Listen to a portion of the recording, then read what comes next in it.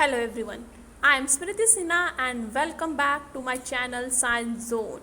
If you are new to my channel, please hit the subscribe button given below and let's get started.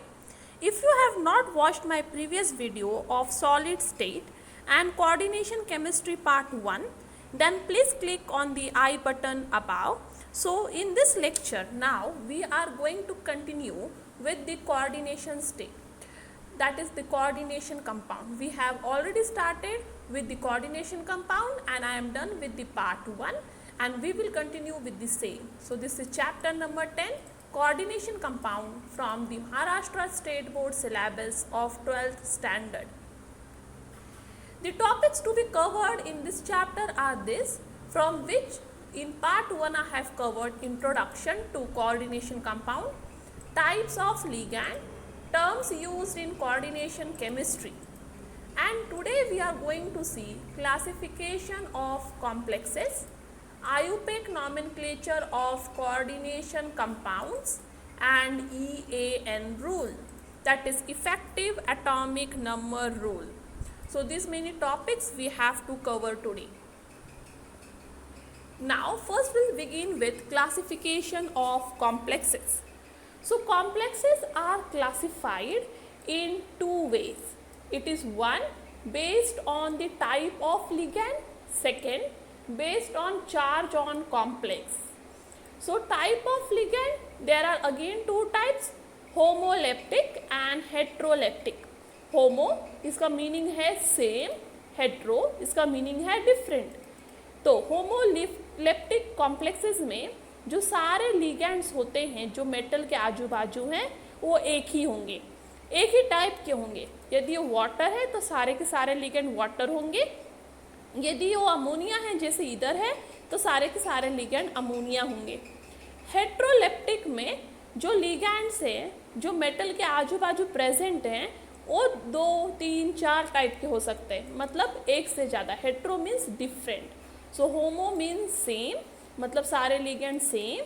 Hetero means different, मतलब सब ligands different type के हो सकते हैं.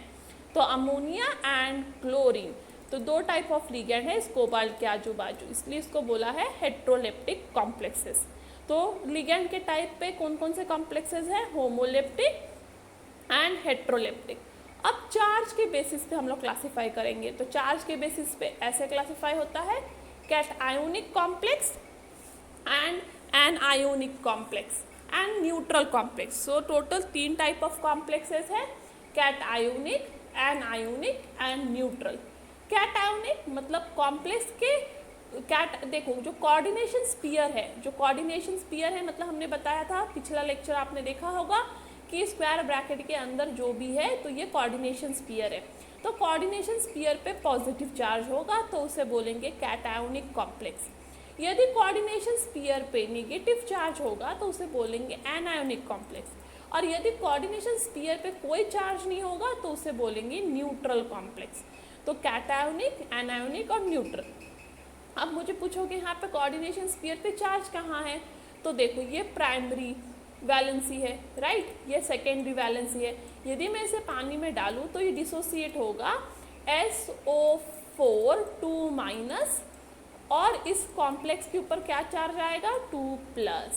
सो इस 2+ को बैलेंस करने के लिए SO4 2- है, तो कॉम्प्लेक्स के ऊपर चार्ज क्या है, 2+, दैट इज पॉजिटिव चार्ज, इसलिए ये हुआ कैटायोनिक कॉम्प्लेक्स. अब ये सेकेंड कॉम्प्लेक्स को मैं पानी में डालूँ तो मेरे पास आएगा 3K+, that is potassium plus. अब ये 3K+ को बैलेंस करने के लिए मेरे कोऑर्डिनेशन स्फीयर पे ये कॉम्प्लेक्स आयन पे क्या चार्ज होगा, 3-. अब इस पे देखो नेगेटिव चार्ज है इसलिए ये होगा एनायोनिक कॉम्प्लेक्स. और न्यूट्रल कॉम्प्लेक्स पे कोई चार्ज नहीं है, देखो इसके पास ना प्राइमरी वैलेंसी है, इसको कोई प्राइमरी वैलेंसी की ज़रूरत भी नहीं है क्योंकि इसके ऊपर कोई चार्ज नहीं है, तो उस चार्ज को बैलेंस करने के लिए उसे कोई प्राइमरी वैलेंसी की ज़रूरत भी नहीं है, इसलिए ये है न्यूट्रल कॉम्प्लेक्सेस. अब हमें एक क्वेश्चन दिया हुआ है, you have to classify this complexes on the basis of cationic, anionic और न्यूट्रल. तो ये पहला कॉम्प्लेक्स है, तो इस कॉम्प्लेक्स को पहले आप डिसोसिएट करके देखोगे कि ये कैटायोनिक कॉम्प्लेक्स का ऊपर मतलब कोऑर्डिनेशन स्फीयर पे पॉजिटिव चार्ज आता है या नेगेटिव चार्ज आता है, ये चार्ज नहीं आता।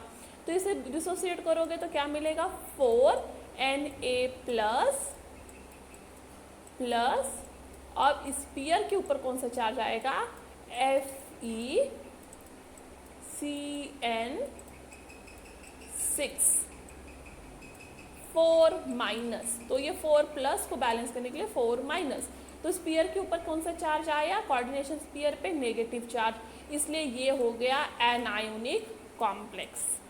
सेकेंड कॉम्प्लेक्स को देखो, ये यहाँ पे कोऑर्डिनेशन स्फीयर देना भूल चुके हैं, तो आप देखोगे NH3 6 है और Cl2 बाहर है, तो so this is the primary valency. अब इसे हमें डिसोसिएट करना है, इसे हमने पानी में डाला, हमने सीखा है पिछले लेक्चर में डिसोसिएट कैसे करना है, तो ये हो जाएगा 2Cl minus plus coordination sphere के अंदर क्या आएगा, कोबाल्ट NH3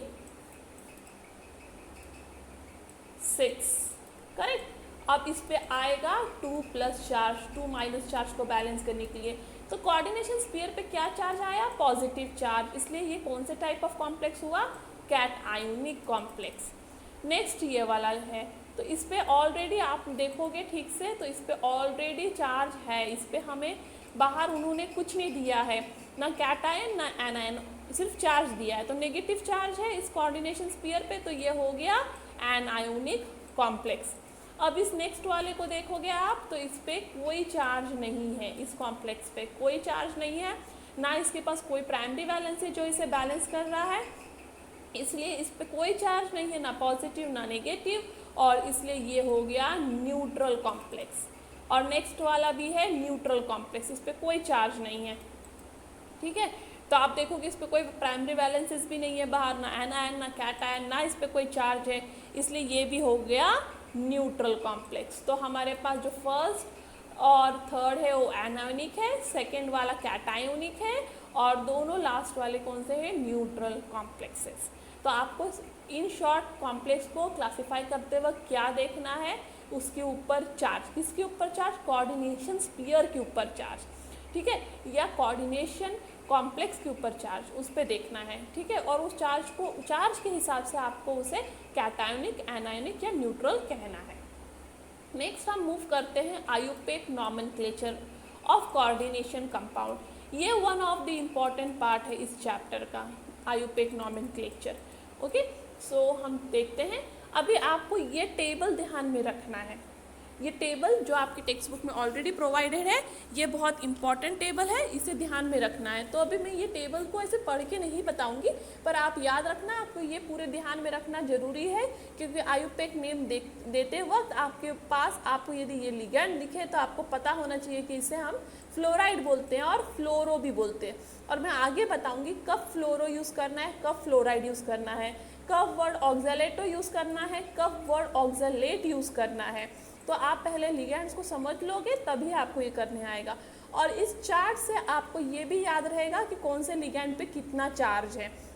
तो ये चार्ट आपको दो चीज़ों में हेल्प करेगा, एक तो नाम याद रखने में और एक तो चार्ज याद रखने में। तो आप देख लोगे फ्लोरीन, क्लोरीन, ब्रोमीन, आयोडीन के ऊपर -1 चार्ज होता है, साइनो के ऊपर -1 चार्ज है, जबकि SO4 सल्फेट के ऊपर 2- चार्ज है, नाइट्रो के ऊपर एक ही माइनस चार्ज है, कार्बोनेट के ऊपर 2- चार्ज है, ठीक है। फिर ऑक्जेलेट के ऊपर भी 2- चार्ज है, पर बाकी सब पे -1 चार्ज है। और ammonia, CO that is carbon monoxide, water और ethylene diamine are neutral ligands, इनके ऊपर चार्ज नहीं होता। तो ये चार्ट आपको दो वेज में हेल्प कर रहा है, तो आपको ये चार्ट पूरी तरह याद करना है।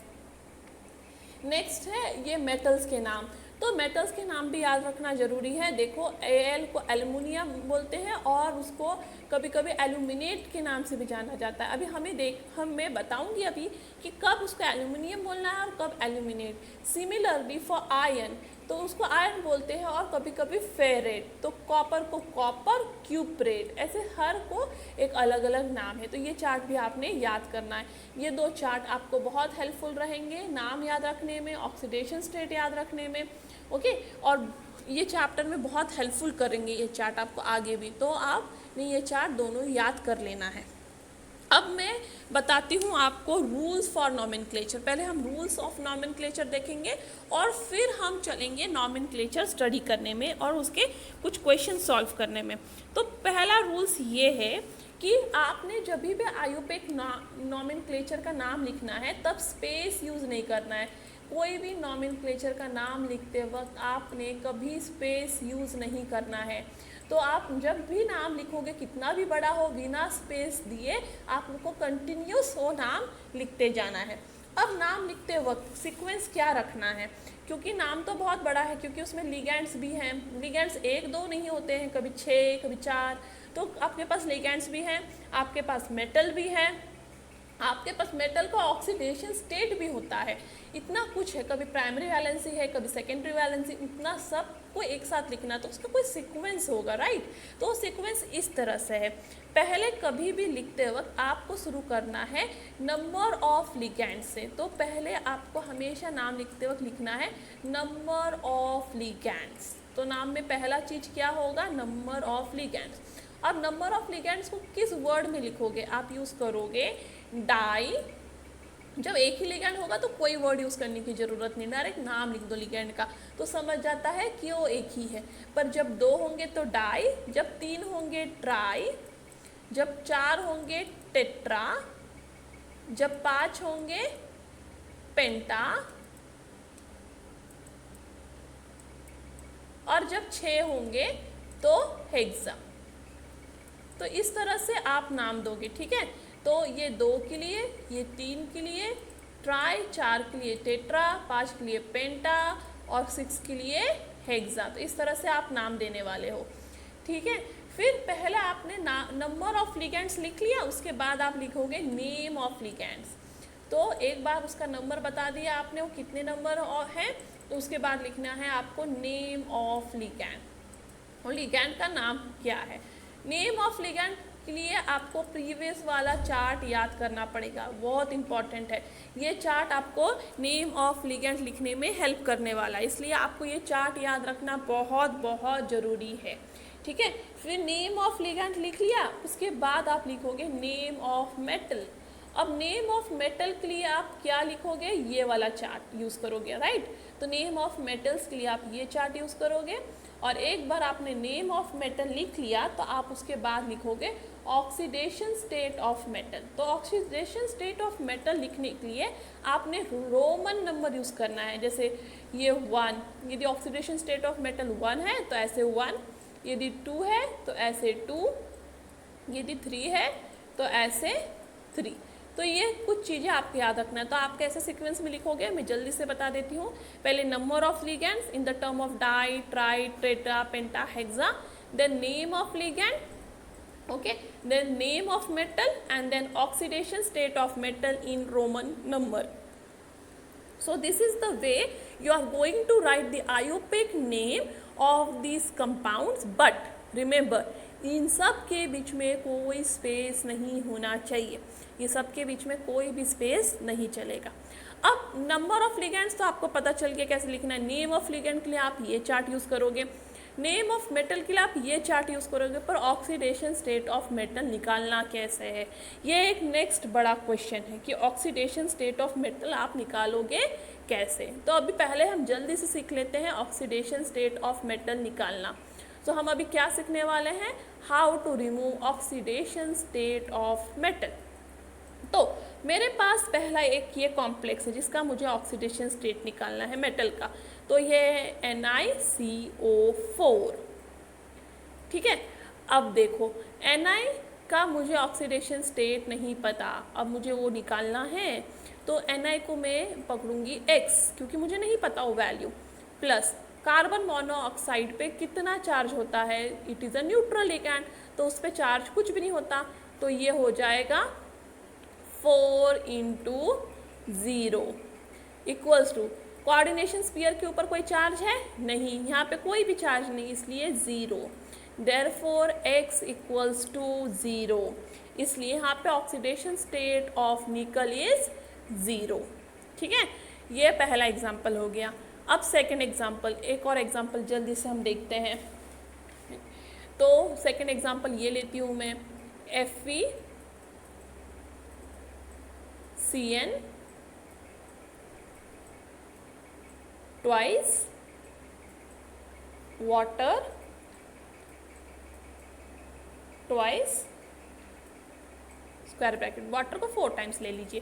तो अब इसको देखो, वापस इस कोऑर्डिनेशन स्फीयर के ऊपर कोई चार्ज नहीं है, तो Fe को पकड़िए आप x, Cn पे कितना चार्ज होता है हमने देखा था -1, तो ये होगा प्लस -1 इंटू 2 बिकॉज 2 Cn है, प्लस वाटर पे कोई चार्ज नहीं होता 4 into 0 equals to 0, therefore x -2 equals to 0, therefore x equals to 2। तो Fe पे कितना चार्ज हुआ +2। और याद रखना मेटल पे कभी भी नेगेटिव चार्ज नहीं आता, उसका ऑक्सीडेशन स्टेट हमेशा पॉजिटिव रहेगा। तो यहाँ पे Fe का ऑक्सीडेशन स्टेट हुआ +2।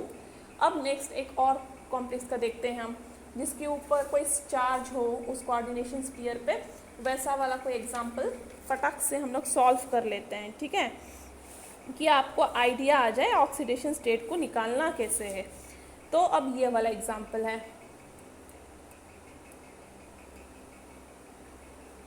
CO C2 O4 3 अब इसे सॉल्व करें तो कोबाल्ट को पकड़िएगा आप x प्लस, अब याद रखो ये ऑक्सालेटो है, C2O4 इज ऑक्सालेटो। ऑक्सालेटो पे कितना चार्ज होता है -2, और वो बाइडेंटेड लिगैंड है, ये भी याद रखना है। तो एक पे होता है -2, तो 3 पे कितना चार्ज होना चाहिए 3 into -2 which is equal to -3। अब मैंने -3 क्यों लिया, क्योंकि स्पीयर के बाहर -3 चार्ज है, स्पीयर के बाहर +3 होगा तो यहाँ पे +3 लिखोगे, स्पीयर के बाहर -3 है तो यहाँ पे -3 लिखोगे। इसके पहले स्पीयर के बाहर कोई चार्ज नहीं था, इसलिए मैं 0 लिख रही थी। तो अब इसको सॉल्व करोगे तो x क्या हो जाएगा, अभी x -6 equals to -3 and therefore x equals to +3। तो इसका चार्ज कितना आया +3। ये एक एग्जाम्पल हो गया।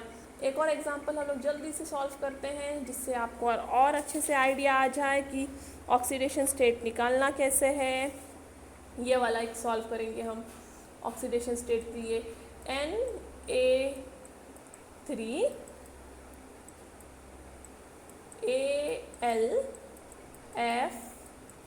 Na3Al6। अब देखो मैं Al को x पकड़ती हूँ, मुझे इसका निकालना है, राइट। प्लस फ्लोरीन पे -1 चार्ज होता है, इसलिए इसे करेंगे 6 into -1 which is equal to, अब तुम लिख दोगे 0 क्योंकि तुम्हें कोऑर्डिनेशन स्फीयर पे कोई चार्ज तो नहीं दिख रहा, पर याद रखना तुम्हारे पास प्राइमरी वैलेंसी है, और जब भी प्राइमरी वैलेंसी बाहर प्रेजेंट होता है, यदि वो कैटायन हो या एनायन हो कुछ भी हो, पर प्राइमरी वैलेंसी यदि प्रेजेंट है मतलब तुम्हारे स्फीयर पे कोई तो चार्ज है, उस चार्ज को बैलेंस करने के लिए वो प्राइमरी वैलेंसी है।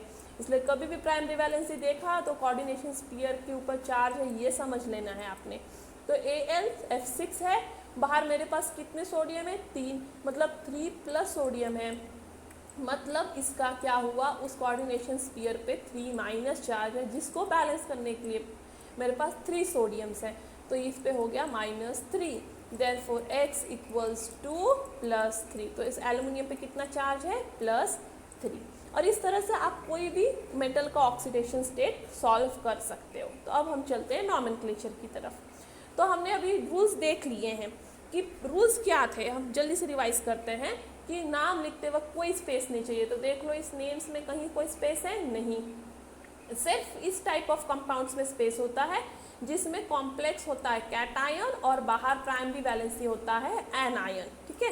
कॉम्प्लेक्स पेयर क्या होता है कैटायन और बाहर प्राइमरी वैलेंसी एनायन, तब एक स्पेस आता है, बाकी किसी में स्पेस नहीं होता, ठीक है। फिर पहले आपको लिखना है नेम लिखते कभी भी नंबर ऑफ लिगैंड, फिर लिगैंड का नाम, फिर मेटल का नाम, फिर मेटल का ऑक्सीडेशन स्टेट, ये 4 चीज़ें लिखना है।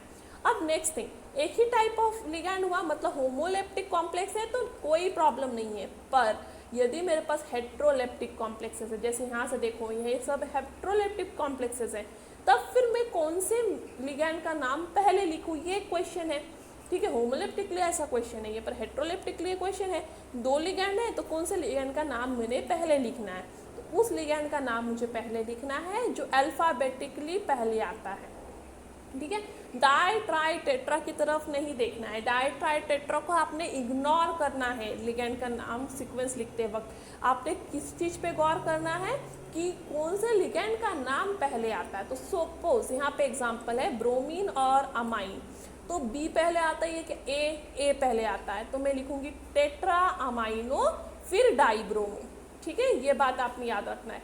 और एक बात क्या याद रखना है, यदि आपके लिगैंड के नाम में पहले से डाई ट्राई टेट्रा ऐसे शब्द यूज़ किए गए हैं तो आपको लिगैंड का नंबर बताते वक्त क्या यूज़ करना है, बीस ट्रीस टेस्ट। अब ये वाला प्रॉब्लम बाकी कोई भी लिगैंड में नहीं आने वाला, ये प्रॉब्लम सिर्फ आएगा आपको ई एन लिगैंड में। क्यों? क्योंकि ई एन का फुल फॉर्म क्या है, इथिलीन डाइअमाइन। ई एन का फुल फॉर्म क्या है, इथिलीन डाइअमाइन, और उसमें पहले से वर्ड डाई यूज़ किया गया है, तो पहले से वर्ड यूज़ किया है डाई, तो मैं बाहर ऐसे नहीं लिख सकती हूँ डाई इथिलीन डाइअमाइन, थोड़ा सा कन्फ्यूजन हो जाएगा उससे। तो इसलिए क्या यूज़ करना है, जब यदि आपके लिगैंड में पहले से डाई ट्राई वर्ड यूज़ किया हो तो आपने बाहर यूज़ करना है बीस ट्रीज। ओके, तो यहाँ पे इथिलीन डाइअमाइन को आप कैसे डिनोट करोगे, 20 इससे। ठीक है, कि आपको कोई कन्फ्यूजन ना हो, तो इस तरह से आप इसको बहुत इजीली सॉल्व कर पाओगे। तो ये हुए सारे रूल्स। अब हम शुरू करते हैं सॉल्विंग के लिए। तो मैं यहाँ पे हर टाइप में से दो एक्सप्लेन कर दूंगी और बाकी आप खुद ट्राई कर सकते हो। यदि उसके बाद भी आपको कोई डाउट है तो आप मुझे मेल कर सकते हो या कमेंट बॉक्स में पूछ सकते हो, मैं आपको वापस वो वाला भी एग्जांपल एक्सप्लेन कर दूंगी। तो पहला है एनायोनिक कॉम्प्लेक्स। सो एनायोनिक कॉम्प्लेक्सेस में हमेशा याद रखना, आपने जो लिगैंड है और मेटल है उसका नाम के लिए सेकेंड वाला कॉलम यूज़ करोगे, सेकेंड एंड फोर्थ वाला कॉलम। देखो ये सेकेंड एंड फोर्थ वाला कॉलम मेटल के नाम के लिए भी और लिगैंड के नाम के लिए भी सेकेंड एंड फोर्थ वाला कॉलम। ये वाला रूल किसके लिए है, एनायोनिक कॉम्प्लेक्स में, या फिर compound containing complex anion and metal cation. ये दो टाइप के लिए आपने यूज़ करना है कौन सा वाला column, second and fourth of both the table. अब इसमें शुरू करेंगे हम। देखो पहले क्या लिखना है, नंबर ऑफ लिगैंड। तो मेरे पास लिगैंड कितने हैं, 4, इसलिए मैं लिखूंगी टेट्रा। फिर नेम ऑफ लिगैंड, मेरे पास CN है, CN को सेकेंड टेबल में मैंने क्या देखा है, साइनो, इसलिए मैं यहाँ पे क्या लिखूंगी, साइनो, टेट्रा साइनो। अब फिर मेरे पास मेटल कौन सा है, निकेल, पर निकेल को सेकेंड वाले टेबल में क्या लिखा है, निकलेट। क्योंकि ये क्यों करना है, क्योंकि एनायोनिक कॉम्प्लेक्स में जो होता है वो नेम IOC रिप्लेस कर देता है O से। ठीक है, और एक और चीज़ है कि IDE O से रिप्लेस होता है और ATE ATO से रिप्लेस होता है। ये सिर्फ एनायोनिक कॉम्प्लेक्स में होता है कि IDE को किससे रिप्लेस करोगे, O से, और ATE के एंडिंग वाले शब्द को रिप्लेस करोगे ATO से, और इसलिए हमने यहाँ पे निकल को बोल दिया है निकलेट। ठीक है, तो ये हो गया टेट्रा साइनो निकलेट। और ऑक्सीडेशन स्टेट ऑफ मेटल निकालना, ये चार्ज ऑफ, बाहर कॉम्प्लेक्स का चार्ज नहीं लिखा है, ये याद रखो, ये कॉम्प्लेक्स का चार्ज नहीं है, ये है ऑक्सीडेशन स्टेट ऑफ मेटल। तो मेटल का ऑक्सीडेशन स्टेट कैसे निकालोगे, निकल का ऑक्सीडेशन स्टेट को x पकड़ो, साइनो पे आपको पता है -4 चार्ज है, तो 4 इंटू -1 इज -4 इक्वल्स टू -2, और इसको सॉल्व करोगे तो आपको मिल जाएगा निकल का चार्ज +2। सेकेंड वाला कॉम्प्लेक्स की तरफ चलते हैं। ये बाइडेंटेड लिगैंड है, आपको पता है, तो अभी शुरू करो। इसको देखो, पहले 3 है इसलिए ट्राई, ये है ऑक्सालेट जो अभी हो जाएगा ऑक्सालेटो, फिर कोबाल्ट हो जाएगा कोबालेट, और इस पे ऑक्सीडेशन स्टेट निकालना है मेटल का, तो मेटल का ऑक्सीडेशन स्टेट x पकड़ो। एक ऑक्सालेट पे -2 चार्ज होता है, तो 3 पे कितना होगा, 6, तो -6 हो जाएगा, वो equals to -3 and therefore x equals to +3। और इस तरह से आप इसका नेमिंग कर सकते हैं। नेक्स्ट वाले कॉम्प्लेक्स पे आयन है, आयन को आपने लिखना है फेरेट, क्योंकि एनायनिक कॉम्प्लेक्स है। और एनायनिक कॉम्प्लेक्स के लिए मैंने बोला आपने सेकेंड और फोर्थ वाला टेबल का चार्ट यूज करना है। तो ये आप देखोगे तो आयन को यहाँ पे इन्होंने वर्ड यूज किया है फेरेट, तो ये फेरेट हो जाएगा। तो आपके पास कितने लिगेंड है? 6, तो ये हो जाएगा हेक्सा साइनो फेरेट। और इसका ऑक्सीडेशन स्टेट आप सॉल्व करके निकालोगे तो आपको मिलेगा +2। कभी भी एग्जाम में ये गलती नहीं करना है कि इस पे कॉम्प्लेक्स का चार्ज लिख देते हैं बहुत बच्चे। ये कॉम्प्लेक्स का चार्ज नहीं है, मेटल का ऑक्सीडेशन स्टेट है। अब नेक्स्ट कॉम्प्लेक्स की तरफ चलते हैं। ये कॉम्प्लेक्स भी एक्चुअली एन आयोनिक कॉम्प्लेक्सेस है ना, क्योंकि आप इसे डिसोसिएट करोगे तो ये हो जाएगा 3Na+, और पूरे कॉम्प्लेक्स कोऑर्डिनेशन स्फीयर के ऊपर आएगा चार्ज 3-। तो ये सारे जो हैं ये अगेन आपके कॉम्प्लेक्सेस हैं एन आयोनिक कॉम्प्लेक्स, बट ये चार्ज को बैलेंस करने के लिए अब मेरे पास कैट आयन है, तो मुझे कैट आयन के नाम को भी यहाँ पे इंक्लूड करना है विदाउट स्पेस। तो यहाँ पे मैं कैट आयन के नाम भी इंक्लूड करूँगी बट विदाउट स्पेस इंक्लूड करूँगी, ठीक है। अब नेक्स्ट थिंग, कैट आयन के नाम को इंक्लूड करते वक्त उसके नंबर को इंक्लूड नहीं करना है, ये भी याद रखना है कि कैट आयन के नाम को इंक्लूड करते वक्त उसके नंबर को आपने इंक्लूड नहीं करना है। वो अपने आप अंडरस्टैंडेबल है क्यों कितने नंबर में है। कैसे? क्योंकि आप जब इसे सॉल्व करोगे, जब आप इसके नेमिंग कर दोगे, ऑक्सीडेशन स्टेट ऑफ मेटल से आप इस कॉम्प्लेक्स स्फीयर के ऊपर का चार्ज निकाल सकते हो, और उस कॉम्प्लेक्स स्फीयर पे जितना चार्ज होगा उतना ही सोडियम बाहर होगा उसको बैलेंस करने के लिए। इसलिए कभी भी उसका जो ये है नंबर, जो कैटायन का नंबर है इस टाइप ऑफ कॉम्प्लेक्स में, वो कभी भी मेंशन नहीं रहता, ये याद रखना है, ठीक है। तो ये हो जाएगा। अब देखो पहले कैटायनिक, ये ऐसे वाले कॉम्प्लेक्सेस में जहाँ कॉम्प्लेक्स एनायन है और मेटल कैटायन उसको प्राइमरी वैलेंसी में है, तो पहले आपने हमेशा प्राइमरी वैलेंसी का नाम लिखना है। तो ये सोडियम है तो पहले मैं लिख लूँगी सोडियम। फिर अब नॉर्मल इसकी तरह आपने शुरू कर दो, ये क्या है 6, तो हेक्सा, ठीक है। फिर क्या है नाइट्रो, इसको नाइट्रो ही लिखोगे क्योंकि ये है एनायनिक कॉम्प्लेक्स। सो एनायनिक कॉम्प्लेक्स के लिए जो इसका नाम है लिगैंड का, वो हम सेकेंड कॉलम से यूज़ करेंगे तो नाइट्रो। कोबाल्ट हो जाएगा कोबालेट, ओके। और ऑक्सीडेशन स्टेट ऑफ मेटल निकालना है। देखो अब कॉम्प्लेक्स के ऊपर 3- चार्ज है, तो X कोबाल्ट हो गया, 6 नाइट्रो, एक नाइट्रो मुझे कितना देता है -1, तो 6 देगा -6 इक्वल्स टू -3, और इसको सॉल्व करोगे तो आपको मिल जाएगा कोबाल्ट के ऊपर +3 चार्ज। इसके बाहर आप वर्ड यूज़ नहीं करोगे आयन, क्योंकि ये इसके ऊपर कोई चार्ज नहीं है। यहाँ पे चार्ज था, जब पॉजिटिव नेगेटिव ऐसा कोई भी चार्ज होता है तब वर्ड यूज़ होता है आयन, जब कोई चार्ज नहीं है तो आप यूज़ नहीं करोगे आयन, ठीक है। नेक्स्ट सेकेंड एग्जाम्पल हम देखते हैं जल्दी से। सेकेंड एग्जाम्पल है ये, तो इसमें वापस बाइडेंटेड लिगैंड है और यहाँ पे पोटेशियम है, बाहर 3 पोटेशियम है, मतलब इसके ऊपर कौन सा चार्ज है 3-। तो एल्यूमिनियम का ऑक्सीडेशन स्टेट जल्दी से कैलकुलेट करो, X, और ये हो जाएगा एक ऑक्सालेट पे कितना चार्ज होता है -2, तो 3 पे कितना होगा -6 equals to -3, therefore X equals to 3, that is +3। तो एल्यूमिनियम पे चार्ज हो गया +3। अब नाम देते हैं, पहले हम पोटेशियम लिखेंगे, पोटेशियम का नंबर हम नहीं लिखेंगे, कभी भी याद रखना कैट आयंस का जो बैलेंस कर रहा है कोऑर्डिनेशन स्फीयर को, उसका नंबर नहीं लिखना होता है। तो ये हो गया सिर्फ पोटेशियम।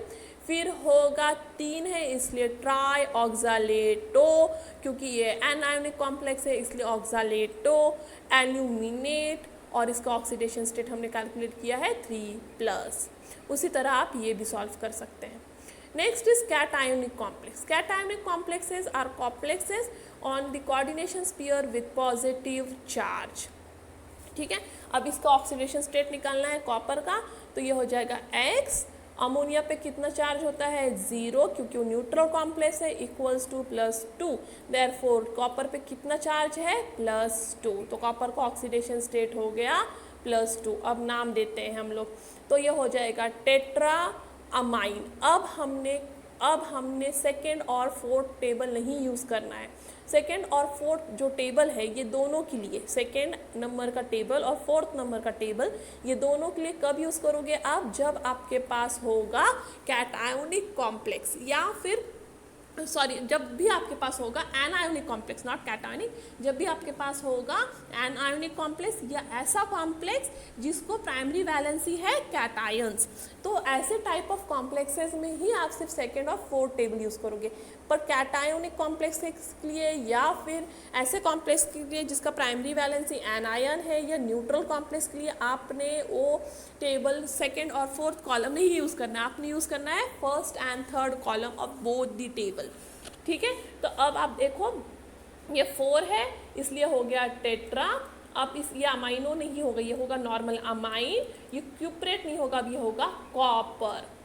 ठीक है, तो आपने अभी जल्दी से समझ लिया होगा क्यूप्रेट कब यूज़ करूंगी और कॉपर कब यूज़ करूंगी। जब आपके कोऑर्डिनेशन स्फीयर पे नेगेटिव चार्ज है तब क्यूप्रेट, यदि आपके कोऑर्डिनेशन स्फीयर पे पॉजिटिव या कोई चार्ज नहीं है तब वो होगा कॉपर। ठीक है, तो ये हो गया टेट्रा अमाइन कॉपर, उसका ऑक्सीडेशन स्टेट हुआ +2। अभी इस पे चार्ज है, कोऑर्डिनेशन स्फीयर के ऊपर कोई चार्ज है, इसलिए अब वर्ड आएगा आयन। सिमिलरली यदि मैं ये सॉल्व करूँ तो आपने देखा सॉल्व करने के बाद आपको मिलेगा, देखो प्लैटिनम का चार्ज x है, En पे कोई चार्ज नहीं होता इसलिए 0, इसके ऊपर होता है -1 चार्ज, 2 है इसलिए -2 इक्वल्स टू +2, और therefore x इक्वल्स टू +4। तो प्लैटिनम पे कौन सा ऑक्सीडेशन स्टेट हुआ? +4। अब इसका नेमिंग देना है। अब देखो 2 लिगैंड्स है मेरे पास, एक है इथिलीन डायमाइन और एक है थायोसाइनेट। अब देखो 2 है, इथिलीन डायमाइन, थायोसाइनेट। अब कौन सा अल्फ़ाबेटिकली पहले आता है, ई या टी? तो ई आता, तो पहले मैं ई के बारे में लिखूंगी। तो इसके अंदर पहले से वर्ड डाई यूज़ किया हुआ है, डायमाइन है ना, तो इसमें पहले से वर्ड डाई यूज़ किया हुआ है, इसलिए अब मैं वर्ड यूज़ करूँगी बिस। तो ये हो जाएगा बिस इथिलीन डायमाइन, और ये 2 है इसलिए डाई थायोसाइनेटो, और ये प्लैटिनम, और इसका ऑक्सीडेशन स्टेट कितना हुआ? 4। अब मैं इसके बाहर एक आयन शब्द इन्होंने मेंशन करना भूल गए, आपने इधर आयन मेंशन करना है क्योंकि ये एक आयन है। नेक्स्ट ये वाले कॉम्प्लेक्स जिसके कोऑर्डिनेशन स्फीयर पे पॉजिटिव चार्ज है बट उसको बैलेंस करने के लिए एनायन है। तो जब भी कोऑर्डिनेशन स्फीयर पे पॉजिटिव चार्ज है और उसको बैलेंस करने के लिए एनायन है, तो एनायन का नाम पूरे नाम लिखने के बाद लिखना है। ठीक है, यदि आपकी प्राइमरी वैलेंसी एक कैटायन है तो कैटायन को पहले लिखना है, याद रखो। पर यदि आपकी प्राइमरी वैलेंसी एनायन है तो एनायन को आखिर में लिखना है। तो इसका नाम कैसे दोगे?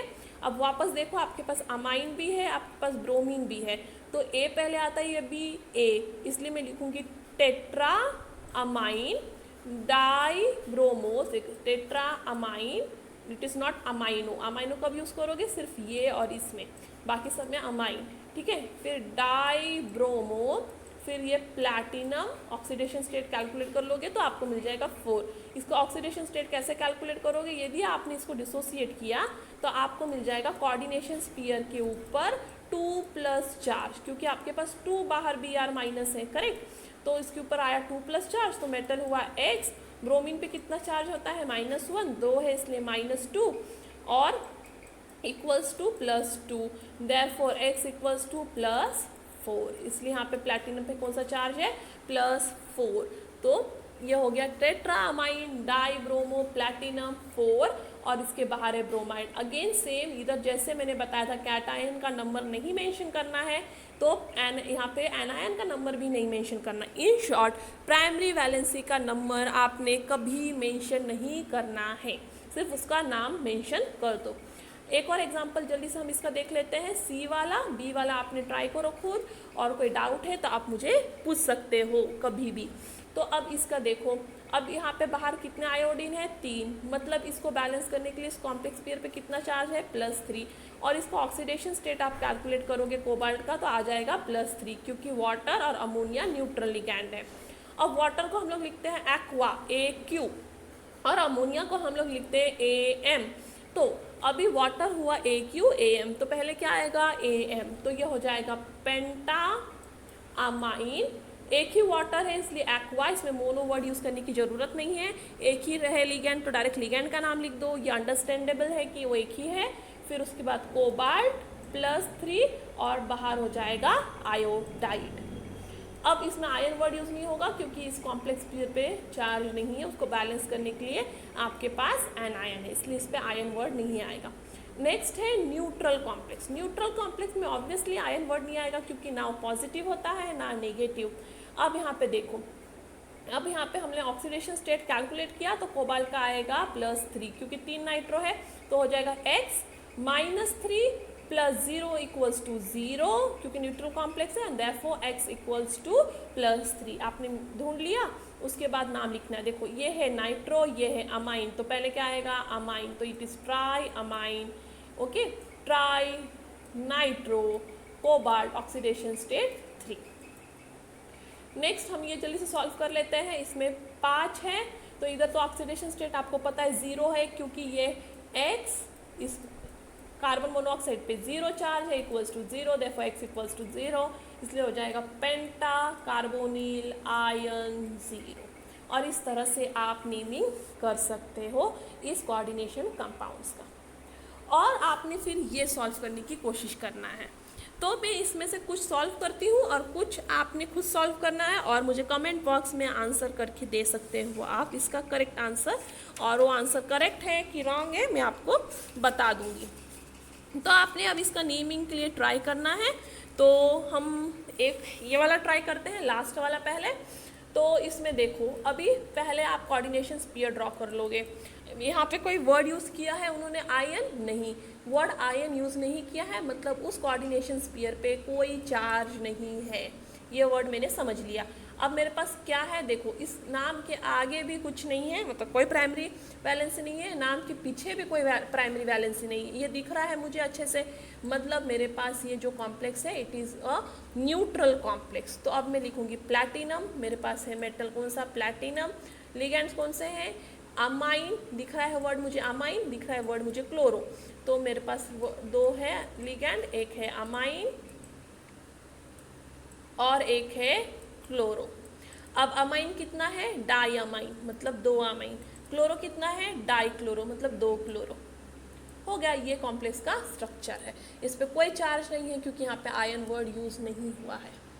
नेक्स्ट एक मैं ये वाला ट्राई करती हूँ, ठीक है। तो अब आपने वापस कोऑर्डिनेशन स्फीयर ड्रॉ करना है। अगेन कोऑर्डिनेशन स्फीयर पे कोई चार्ज नहीं है क्योंकि उन्होंने आयन वर्ड वापस यूज़ नहीं किया है। और दूसरी बात एक और कि इसके आगे या पीछे कोई भी प्राइमरी वैलेंसी भी मेंशन नहीं है, इसलिए again this is a neutral complex. Okay, तो अब इसको कैसे लिखोगे, तो ये ऐसे लिखोगे कोबाल्ट, ठीक है। फिर एक्वा, कोबाल्ट मेटल है, ढूंढ लिया मैंने, फिर है एक्वा, फिर है क्लोरो। अब ये दोनों 1 नंबर में ही है इसलिए उनके आगे पीछे डाई ट्राई कोई वर्ड यूज़ नहीं किया। बिस इथिलीन डायमाइन, तो ये है बिस इथिलीन डायमाइन, तो ये कैसे हो जाएगा En2, ये हो गया आपका कॉम्प्लेक्स। और एक ये वाला ट्राई करते हैं, और फर्स्ट वाला, थर्ड वाला और फिफ्थ वाला आप सॉल्व करो, कमेंट बॉक्स में बताओ, यदि कोई डाउट है तो पूछो, मैं बता दूंगी। तो इसे सॉल्व करोगे तो कैसे मिलेगा आपको, अब देखो उन्होंने सोडियम मेंशन किया है, मतलब इस कॉम्प्लेक्स के बाहर क्या है, sodium, that is the primary valency is the sodium. पर सोडियम कितना है वो नहीं पता चलता हमें, मैंने बोला था ना कभी लिखना नहीं होता सोडियम कितना है, तो अब मैं बताऊंगी उसे कैसे पता लगाना है। तो पहले ये सॉल्व कर लेते हैं। तो ये हो गया फेरेट, मतलब ये हुआ Fe, फेरेट ये वर्ड यूज़ हुआ है आयन की जगह, मतलब ये है एक एनायोनिक कॉम्प्लेक्स है, ठीक है। हेक्सासाइनो मतलब 6Cn। अब ऑक्सीडेशन स्टेट ऑफ मेटल मुझे पता है, तो X में अब बताऊंगी 3 है। साइनो के ऊपर कितना चार्ज होता है, -6, क्योंकि एक के ऊपर होता है -1 तो 6 है तो -3 = 0। मुझे कॉम्प्लेक्स के ऊपर का चार्ज निकालना है, तो this will be equals to complex के ऊपर चार्ज है x, मुझे कॉम्प्लेक्स के ऊपर का चार्ज नहीं पता, इसलिए तो इसे मैं पकड़ूंगी x, तो कॉम्प्लेक्स के ऊपर का चार्ज अब हो गया x। तो now x is not the oxidation state of metal but x is the charge on the complex.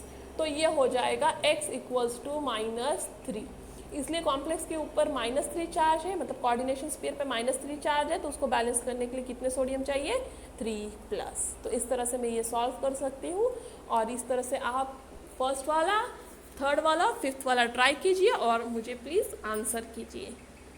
Next is effective atomic number, that is EAN rule. ये रूल एक इम्पॉर्टेंट रूल है, क्योंकि ये rule बताता है हमारा complex stable है कि नहीं है और किस तरह से है। तो ये रूल आपने याद कर लेना है। तो ये rule actually what this rule tells, ये रूल बताता है कि हमारा जो मेटल है वो लिगैंड से सराउंडेड है, ठीक है। तो उस मेटल का टोटल इलेक्ट्रॉन नंबर कितना है, उस मेटल के पास टोटल कितने इलेक्ट्रॉन है। तो मेटल के पास खुद का इलेक्ट्रॉन तो होगा ही, पर वो दूसरे इलेक्ट्रॉन्स लिगैंड से ले रहा है, तो उसके पास उसका भी इलेक्ट्रॉन ऐड हो गया।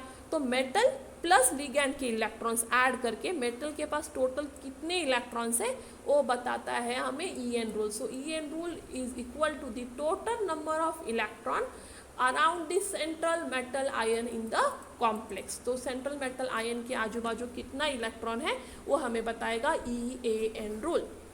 EN रूल कब सेटिस्फाई होता है वो मेटल जब कब तक इलेक्ट्रॉन लेगा, मेटल जब तक इलेक्ट्रॉन लेगा जब तक उसका जो total number of electron noble gas के बराबर नहीं हो जाता। तो नोबल गैस कौन कौन से, आर्गॉन, यदि टोटल मेटल का टोटल इलेक्ट्रॉन 18 हो जाएगा तो इलेक्ट्रॉन एक्सेप्ट करना बंद कर देगा, या 36 तभी भी वो इलेक्ट्रॉन एक्सेप्ट करना बंद कर देगा, या 54 तभी भी इलेक्ट्रॉन एक्सेप्ट करना बंद कर देगा, या 86। तो ये है EN रूल। तो EN रूल क्या बताता है, मेटल के आजू बाजू कितना इलेक्ट्रॉन है, उसका खुद का इलेक्ट्रॉन और लिगैंड का इलेक्ट्रॉन मिलाकर, और वो कब इलेक्ट्रॉन लेना बंद कर देगा। यदि उसका टोटल नंबर ऑफ इलेक्ट्रॉन 18, 36, 54, 86 हो जाए तो इलेक्ट्रॉन लेना बंद कर देगा। तो EN को कैलकुलेट कैसे करना है, तो it is the total number of electron of the metal plus total number of electron donated by the ligand. तो लिगैंड का टोटल नंबर ऑफ इलेक्ट्रॉन नहीं है, पर कौन सा इलेक्ट्रॉन है, कितना वो डोनेट करता है मेटल को। तो हमने पहले ही सीखा है कि कोऑर्डिनेशन कंपाउंड बनता है जब लिगैंड अपना इलेक्ट्रॉन मेटल को डोनेट करता है। तो कितना इलेक्ट्रॉन वो डोनेट कर रहा है प्लस उस मेटल का खुद का इलेक्ट्रॉन वो ऐड करके होता है EAN, इफेक्टिव एटॉमिक नंबर। अब मेटल का टोटल नंबर ऑफ इलेक्ट्रॉन मतलब क्या होता है, देखो atomic number of metal minus its oxidation state. क्यों मैं बोल रही हूँ माइनस इट्स ऑक्सीडेशन स्टेट, क्योंकि उतना इलेक्ट्रॉन वो मेटल लूज कर चुका है, इसलिए उस पर वो ऑक्सीडेशन स्टेट है। मतलब उतना आपने माइनस करना भूलना नहीं है उस मेटल से। तो total number of electrons on the metal मतलब क्या, उसका एटॉमिक नंबर, मेटल का एटॉमिक नंबर माइनस उसका ऑक्सीडेशन स्टेट, वो बनाएगा total number of electrons in the metal. ठीक है, तो एटॉमिक नंबर ऑफ मेटल हमने Z पकड़ा, ऑक्सीडेशन स्टेट ऑफ मेटल हम X पकड़ रहे हैं पहले से ही, तो ये हो गया Z माइनस X। अब उसमें क्या ऐड करना है, number of electron donated bye ligand, not the number of electron with ligand but donated. ये वर्ड याद रखना है कि लिगैंड मेटल को कितना इलेक्ट्रॉन देना है, दे रहा है, वो ऐड करना है। तो ये हो गया Z मतलब atomic number of metal, X मतलब oxidation state of metal plus number of electron donated bye ligand. So it is X minus Z plus Y। अब हम सॉल्व करेंगे। तो ये पहला क्वेश्चन है हमारा, CONH3 प्लस। तो कोबाल्ट का एटॉमिक नंबर कितना होता है, 27। ठीक है, तो Z हो गया हमारा 27। ऑक्सीडेशन स्टेट ऑफ मेटल है 3, तो X हो गया हमारा 3। अब एक अमोनिया देता है 2 इलेक्ट्रॉन, क्योंकि आपको पता है अमोनिया के ऊपर लोन पेयर होता है, लोन पेयर मतलब 2 इलेक्ट्रॉन। तो एक अमोनिया देता है 2 इलेक्ट्रॉन, तो 6 कितने देंगे, 12। तो ये हो गया Y, और इसे सॉल्व करोगे तो 36, which is next to one of the noble gas configuration and therefore this follows the EAN rule. Next हमें ये ट्राई करना है, जिंक ZnNH3 4 प्लस। तो जिंक का एटॉमिक नंबर कितना है, 30। तो जिंक का Z हो गया 30 माइनस उस पर ऑक्सीडेशन स्टेट कितना है, 2। तो 2 प्लस अमोनिया एक अमोनिया कितना देता है 2, तो 4 अमोनिया देंगे 8, और इसे आप सॉल्व करोगे तो आपको आंसर कितना मिल जाएगा 36। तो ये भी EAN रूल फॉलो कर रहा है। नेक्स्ट इसके लिए ट्राई करते हैं। Fe का Z होता है 26 माइनस उसका ऑक्सीडेशन स्टेट अब निकालना है, यहाँ पे कैलकुलेट नहीं किया हुआ है तो मैंने बताया कैसे निकालना है। x -6 क्योंकि CN पे -1 चार्ज है -4 देयरफॉर x इक्वल्स टू +2, तो यहाँ पे क्या करोगे -2 प्लस अब यहाँ पे कितना है साइनो 6, एक साइनो देता है 2 इलेक्ट्रॉन क्योंकि उसमें माइनस चार्ज होता है ना, माइनस चार्ज 2 इलेक्ट्रॉन से बनता है, तो एक साइनो देता है 2 इलेक्ट्रॉन, 6 कितने देंगे 12, तो इसको कैलकुलेट करो तो आपको आंसर मिल जाएगा वापस 36, और इसलिए ये भी EAN रूल फॉलो कर रहा है। नेक्स्ट आपको ये कॉम्प्लेक्सेस का कैलकुलेट करके बताना है कि ये EAN रूल फॉलो कर रहे हैं कि नहीं, और याद रखो यहाँ पे सारे मेटल्स पे जीरो ऑक्सीडेशन स्टेट है। क्यों? क्योंकि कार्बन मोनोऑक्साइड के ऊपर कौन सा चार्ज होता है 0, मतलब charge on this ligands is 0, complex के ऊपर भी चार्ज 0, तो सारे मेटल्स का ऑक्सीडेशन स्टेट क्या हो गया 0। तो क्रोमियम से शुरू करते हैं। तो क्रोमियम का Z कितना है 27, क्रोमियम का Z 27 है और उसका ऑक्सीडेशन स्टेट 0 है, प्लस एक कार्बन मोनोऑक्साइड 2 इलेक्ट्रॉन देता है, तो 4 कितने देंगे 8, और इसे आपने सॉल्व किया तो क्या मिलेगा आपको आंसर, जल्दी से बताओ मुझे, कमेंट बॉक्स में भी आप बता सकते हो कि इसको सॉल्व करने के बाद आपके पास क्या बच रहा है। आपके पास बचेगा कार्बन मोनोऑक्साइड, इसको सॉल्व किया तो आपके पास आएगा आंसर 34, और ये 34 मतलब क्या, it is an not following EAN rule, तो ये EAN रूल नहीं फॉलो कर रहा है। नेक्स्ट हम सॉल्व करेंगे निकल वाला क्वेश्चन। तो निकल का Z कितना हुआ, निकल का Z है 28 और -0 क्योंकि उसका ऑक्सीडेशन स्टेट 0 है, प्लस इस एक कार्बन मोनोऑक्साइड 2 देता है, तो बाकी कितने देते हैं 8, और इसे सॉल्व करोगे तो आपके पास आंसर आएगा 36। तो ये EAN रूल नहीं फॉलो कर रहा है, पर निकल EAN रूल फॉलो कर रहा है।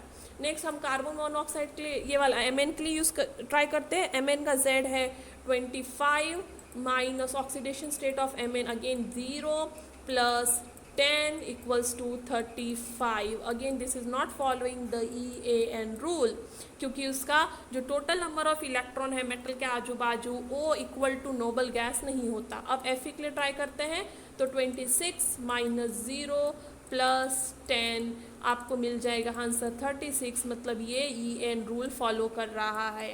तो आपको समझ गया EAN रूल बेसिकली क्या है, एक मेटल के आजू बाजू कोऑर्डिनेशन कंपाउंड में कितने इलेक्ट्रॉन्स है वो कैलकुलेट करना है। यदि वो नोबल गैस के बराबर है तो ये EAN रूल फॉलो कर रहा है, यदि नहीं है तो EAN रूल फॉलो नहीं कर रहा है। So that's all for today. Thank you. And if you liked my video, please give me a thumbs up. Share this video to more and more of your friends so that I can make better videos for you. Any suggestion, any comment, please tell me on askyourdoubt04@gmail.com. And if you have any doubt, you can even ask on this. If you want notes, you can even ask on this personally on this email. I will provide you with the notes. So that's all for today. Thank you. And the thought of the day today is change your life today. Don't gamble on future. Act now without delay. So that's all for today. Thank you. Stay tuned.